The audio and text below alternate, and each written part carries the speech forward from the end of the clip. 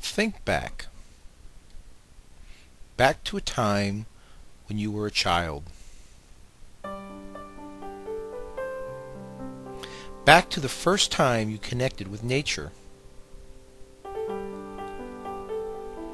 Back to that time when you looked beyond the small world you lived in and you opened your eyes to all the life that surrounded you.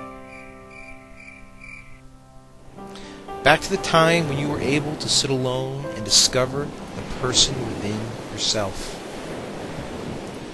Where were you? Where were you when you discovered the complexity and the simplicity of our natural world? Where were you when you noticed that you were an integral part of a much larger world? Where were you when you discovered a place so peaceful and silent you could hear your own inner voice? Ask yourself, does that place still exist? Also ask yourself, do our kids have a place to discover nature? Do our kids have a place where they can come in contact with the natural world and learn how they fit into it as a whole? Do our kids have a place to go where they can hear their own inner voice? And what if they don't? Can our kids be citizens that protect, preserve, and provide stewardship of our natural resources if they have never experienced nature? Can our kids be global leaders if they do not understand how they fit into the world in which we live? Can our children develop a sense of inner peace if they have never experienced a harmonious, natural, peaceful environment? What the experts say. The experts say that the lack of interaction with the natural world has a name, nature deficit disorder, and it affects our children's ability to learn, to interact with others, and to know themselves. They say we need to provide an environment where children can interact with nature in both a structured and an unstructured manner. I want to take a moment and think about this idea of unstructured time in nature. Many parents in the suburbs say, my kids have access to nature all the time, and they're outdoors all the time. They're involved in outdoor sports, they go to summer camp, they do horseback riding, all really great activities.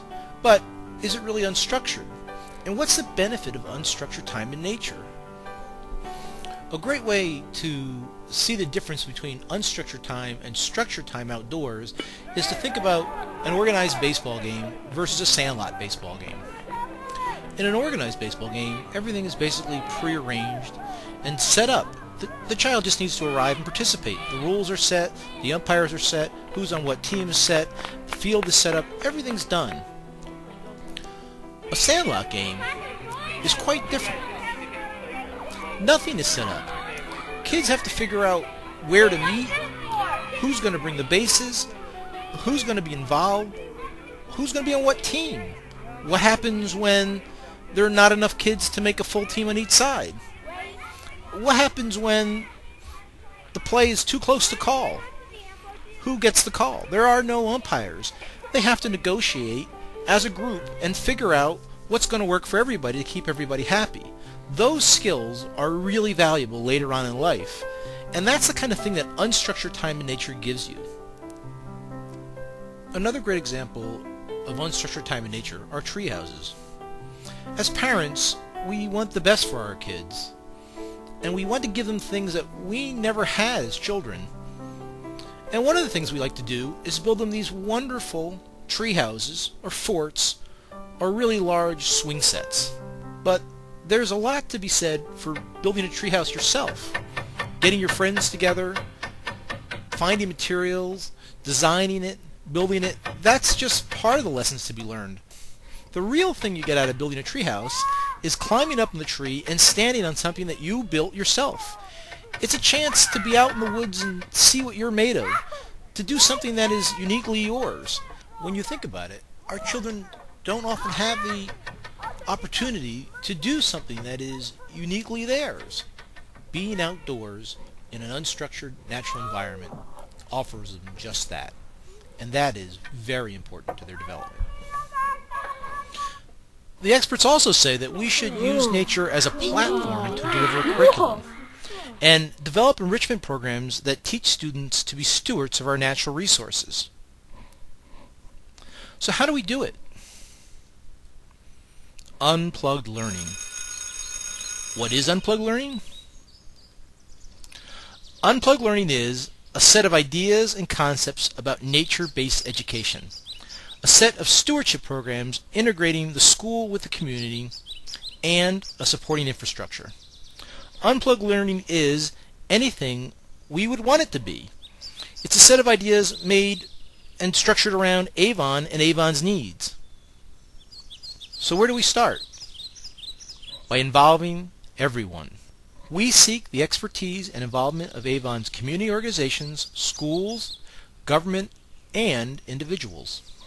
The key to getting the community to work together is to make sure we are all working on the same problem. To hear a term like nature deficit disorder, it's simple to think that you have a clear understanding of what that really means. But if we all start to develop our own definition of what that means to us, and we all come up with a solution, we will start arguing about what the right thing is to do, convinced that we have the best solution. And in reality, everybody will be right, because we have the best solution to 5 or 6 different problems. Like the parable of the 6 blind monks describing an elephant, you will come to a different conclusion depending on your perspective of the problem. So, as a community, we need to develop a shared understanding of the problem. Once that occurs, we need to define some target projects that address the problem, organize together around those projects, and start working on the solutions. To do that, we're proposing 2 events. The first is our One Town, One Book event. As of January 20th, we have been encouraging everybody in Avon to read the book Last Child in the Woods by Richard Louv. The idea is to develop a common and in-depth understanding of the problem of nature deficit disorder amongst all the stakeholders in the community. Then we can come together on March 5th for our Unplugged Classroom event, where we can develop plans unique to Avon for addressing the issues involved in nature deficit disorder. To make this process actually work requires your involvement. So that is the most important part of this whole effort. So please, read Last Child in the Woods. Encourage others in your community to read it. Come to the event. Come with ideas on how to address some of these issues. Listen to other people's ideas while you're there.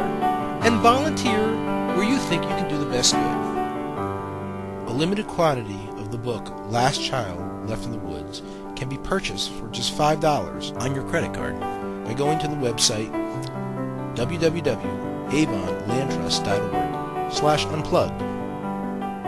While there, please read the comments on our blog about the Unplugged Classroom, and feel free to put down any comments that you may have. Also, don't forget our Unplugged Classroom kickoff event on March 5th to be held at the Avon High School, starting at 7:30 p.m.